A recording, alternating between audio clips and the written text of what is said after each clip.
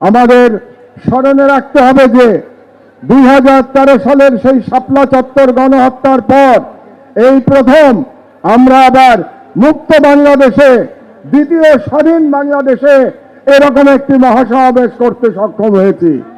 কাজেই আমাদের এই দীর্ঘ পথ পরিক্রমায় যারা জীবন দিয়ে আমাদের জন্য সহজ করে দিয়ে গেছেন, তাদের সকলের প্রতি আমার অসীম শ্রদ্ধা এবং ভালোবাসা, এবং তাদের পরিবারের প্রতি আমি সমবেদনা জ্ঞাপন করছি। আমি একটু অবাক হয়ে যাচ্ছি যে হেফাজতের তরফ থেকে কিংবা ভিকটিমদের তরফ থেকে এখনো 2013 সালের শাপলা গণহত্যার জন্য যে মাস্টারমাইন্ড ছিল সেই দানব ফ্যাসিস্ট শেখ হাসিনার বিরুদ্ধে মামলা দায়ের করা হয় নাই।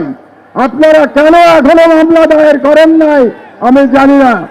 আমি মনে করি শাপলা চত্বরে যারা গণহত্যার শিকার হয়েছে তাদের প্রত্যেকের শেখ হাসিনার বিরুদ্ধে গণহত্যার মামলা দায়ের করতে হবে, এটাই আমার আজকে 1 নম্বর দাবি। দ্বিতীয় যে কথাটি আপনাদেরকে আমি বলতে চাই, আমরা মুসলমান, উম্মার প্রতি আমাদের ভালোবাসা থাকতে হবে। তাই গাজার শহীদ এবং কাশ্মীরের মুসলমানদের উপরে যে জুলুম চলছে তার বিরুদ্ধে আমাদের ঐক্যবদ্ধভাবে আন্দোলন চালাতে হবে। 3 নম্বর কথা আমি বলতে চাই, আমার বক্তব্য দীর্ঘায়িত করবে না। এখানে অনেক ওলামায়ে একরামরা আছেন যারা মূল্যবান বক্তব্য দেবেন। আপনারা নারী নীতি নিয়ে প্রশ্ন তুলেছেন।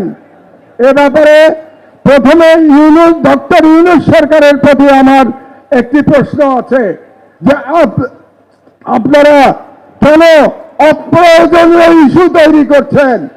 নারী কমিশন করবার জন্য জুলাই বিপ্লবের তরুণরা জীবন দেয় নাই, তারা জীবন দিয়েছিল বাংলাদেশকে ফ্যাসিবাদ মুক্ত করবার জন্য, বাংলাদেশ থেকে ভারতীয় আগ্রাসনবাদ মুক্ত করবার জন্য। কাজেই আপনারা সরকারে বসেছেন যাতে করে বাংলাদেশে আর ফ্যাসিবাদ ফিরে আসতে না পারে। আপনাদের দায়িত্ব শুধুমাত্র সেই সংস্কারগুলি করা যে সংস্কারের মাধ্যমে বাংলাদেশে ফ্যাসিবাদের পুনরুত্থানের পথ আমরা বন্ধ করতে পারবো।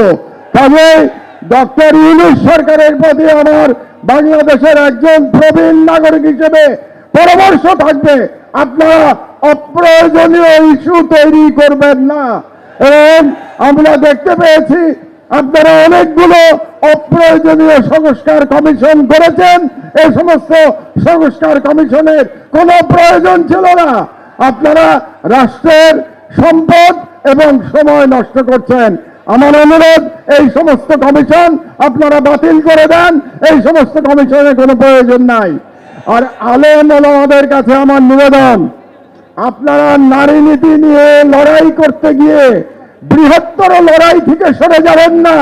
আমাদের বৃহত্তর লড়াই ভারতীয় সাম্রাজ্যবাদের বিরুদ্ধে লড়াই, আমাদের বৃহত্তর লড়াই ইসলামের জন্য আমাদের লড়াই।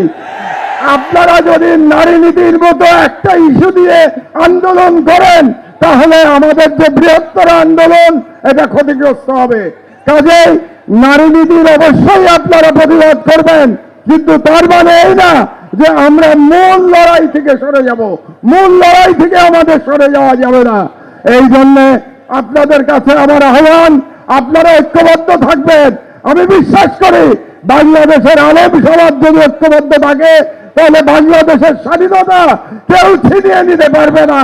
কাজেই যে কোনো মূল্যে এই হেফাজতের মঞ্চ থেকে বাংলাদেশের সকল আলেমদের ঐক্যবদ্ধ থাকার আহ্বান জানিয়ে আমার বক্তব্য শেষ করছি।